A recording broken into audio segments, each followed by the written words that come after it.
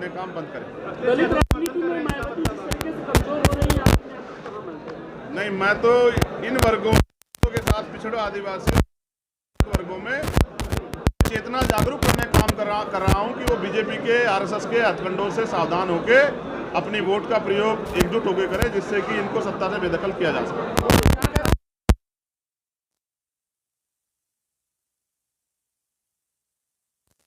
की राजनीति क्या लगती है? दलित की है? मैं किसी को क्यों बताने लगा? मैं कोई पत्रकार थोड़ा ही किसी को डिफाइन करूं।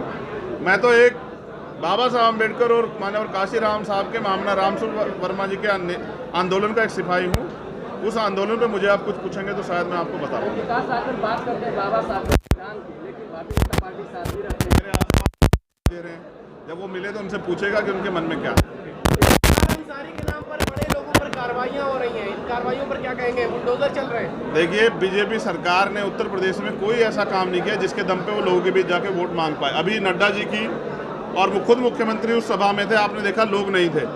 अब उनका एक ही उद्देश्य है, किस तरह से हिंदू मुसलमान का वो बना रहे। इसलिए जानबूझ के मुस्लिम लीडर्स को, मुस्लिम जो रोजगार करने वाले जो बिजनेसमैन हैं, उनको टारगेट किया जा रहा है, जिससे कि उनको दिखा के और एक माहौल बनाया जाए। जनता अब समझ चुकी है, अब जनता सबक सिखाएगी। मुस्लिम नेता भी योगी आदित्यनाथ की प्रशंसा कर रहे हैं, खुद कर रहे हैं, अच्छे मुख्यमंत्री हैं। समय बड़ा बलवान होता है, जब कोई सत्ता में होता है उसकी प्रशंसा स्वयं करा ही देता है। मैंने तो बहुत सारे अधिकारी भी प्रशंसा करते देखे। तो सरकार ने लापरवाही के कारण जो चुनाव पीछे हटा, अब मुझे उम्मीद है कि मार्च के बाद अप्रैल तक वो रिपोर्ट आ जाएगी और नगर निकाय चुनाव होंगे। और नगर निकाय चुनाव आजाद समाज पार्टी गठबंधन दलों के साथ मजबूती से लड़ेगी। जानबूझ के पिछड़े वर्ग के लोगों का प्रतिनिधित्व छीनने के लिए जो भारतीय जनता पार्टी की सरकार ने ट्रिपल टेस्ट की जो है आवश्यकता जो नीडेड थी वो पूरी नहीं की, उसके कारण ये चुनाव लंबे समय तक वापस ठहर गया है। अब उम्मीद है कि माननीय सर्वोच्च न्यायालय के आदेश पे चुनाव जल्द उत्तर प्रदेश में होगा। 24 की तैयारी ये है कि जैसे बिहार में जातिगत जनगणना हो रही है, तो पूरे देश में जातिगत जनगणना होनी चाहिए। किस जाति कितनी संख्या, किस जाति का कितना प्रतिशत, सुप्रीम कोर्ट, हाई कोर्ट, यूनिवर्सिटियों में चांसलर, जो सेक्रेटरी अंडर सेक्रेटरी हैं, किस जाति के कितने, सीबीआई, ईडी, इनकम टैक्स में दलित पिछड़े आदिवासी को मौका मिला नहीं मिला, इन सब जातीय जानकारियों को अब साझा करने का समय आ गया है। किस समाज पे कितने रिसोर्स हैं, किस समाज को रोटी रोटी के लिए मोहताज होना पड़ रहा है, इन सब पे चर्चा का समय हो गया है। तो पूरे देश में जातिगत जनगणना हो, इसके लिए एक बड़ा आंदोलन हम लोग 2024 को ध्यान में रखते हुए पूरे देश में शुरू करेंगे।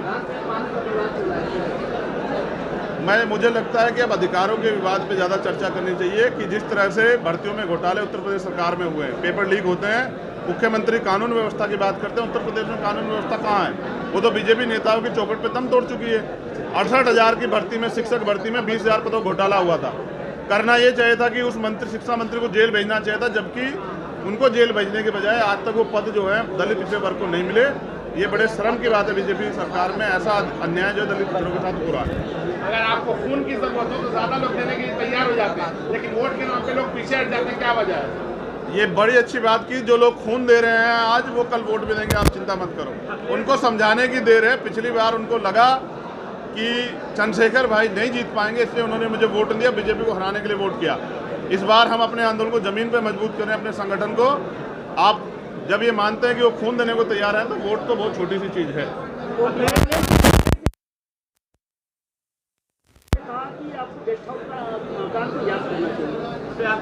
मैं बस ये कहना चाहता हूं कि दोनों नेताओं ने जो कहा वो उनके व्यक्तिगत राय है। एक बात तो सत्य है कि भारतीय जनता पार्टी और आरएसएस के लोग आज भी दलित पिछड़े आदिवासियों को इंसान समझने के लिए तैयार नहीं हैं। आज भी वो उनकी पार्टियों में भी जो दलित पिछड़े आदिवासी अल्पसंख्यक वर्ग के लोग हैं, उनको जातिगत टिप्पणी करके अपमानित करते हैं। इसके लिए बीजेपी को सोचना चाहिए। और मैं इस बात का समर्थन करता हूं कि रामचरितमानस में जो भी शूद्रों को, महिलाओं को अपमानित करने जैसी टिप्पणियां हैं, उनको अब उससे वहां से निकालने का समय आ गया है।